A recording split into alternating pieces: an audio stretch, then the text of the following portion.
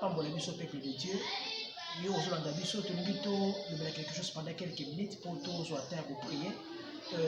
Toza na Luc 8 verset 22 eza lisolo oyo Yesu azokatisa na badisiple na ye.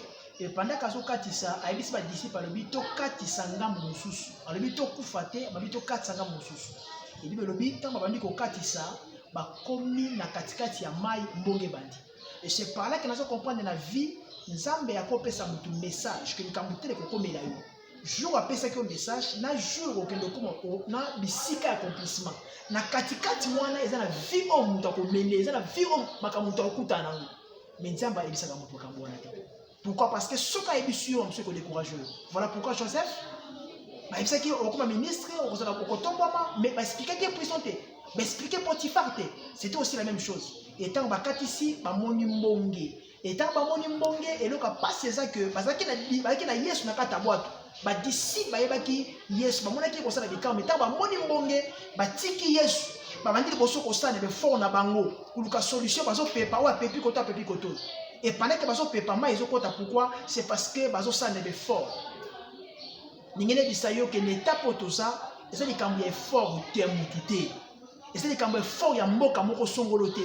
Mais l'état poto ça pour tout ça kimia biso nyos tout na besoin ya nza.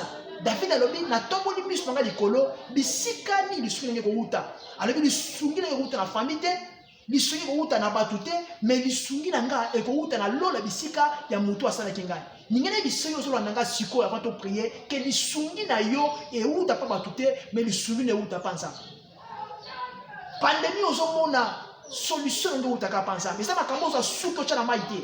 Mais ça makambo za lindala cha na porte te. Suki na kata Bible eleki makila nzambe te. Bible dit que jour on a liwe kota ki pe d'Égypte. Mais bisike kota ki makila. Liwande leki ya côté. Na so prier ko ba kenote mo pepo aliwa e ko leka côté afina yo. Et ko leka côté apana na yo à cause ya makila ya Yesu, à cause ya mutu moko andine ko se sacrifier pour la vie na yo. Yo ko sala atteinte.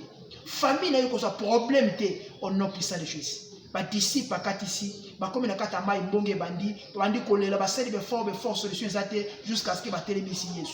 Mais tant où Yesu alamuki reproche à liboso a ebisi banga lobi le gens de paix de foi. Pourquoi? Parce que na za awa bolongo ni miso apa nanga ni boso tala mbonge. Frère soko longo ni miso apa nzambe pour otala batu l'état pour oko regretter oko ba ngana to sala tela na ndako ngaba suminga te. Ce que l'on dit soit pas ensemble pour la basango to soka aux États-Unis, l'Europe, na boy tout ça. Et que ça là que comme et au banga. Mais l'état pour tout ça, il faut ça l'effort au talent ensemble.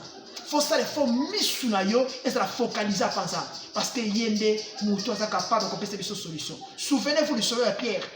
Yesu a dit Pierre banda kwa na mai. Pierre bandi ko tambola. Pourquoi? Parce qu'il a sauté la Yesu. Mais tant que Pierre a l'ongoli misu pas Yesu pour ta la mai et là quand il bossa bandi kosi. Soko longoli misu apa Yesu olongoli foi alongoli foi apa Yesu loka liboso o bana ko sida na vie oko favoriser liwa et lokwa mibale tango Pierre alongoli misu apa Yesu a Pierre bandi ko sinda de Pierre bandi ko banga tango tolongola ka misu apa Yesu tolongoli foi apa nzambe poto tala siko makambe ko tumbisa biso totala bitumba to sana ngo totala munena kindoki totala munena ba loi famille na biso totala munena ba réalité to vivre na vie et lokwa mibale ko bange yaka souci na ngesa ke tapo avant to prier pendant quelques minutes osongisa foi na yo en place. Or muto foi ko sana ko ndima esa ko tala nzambe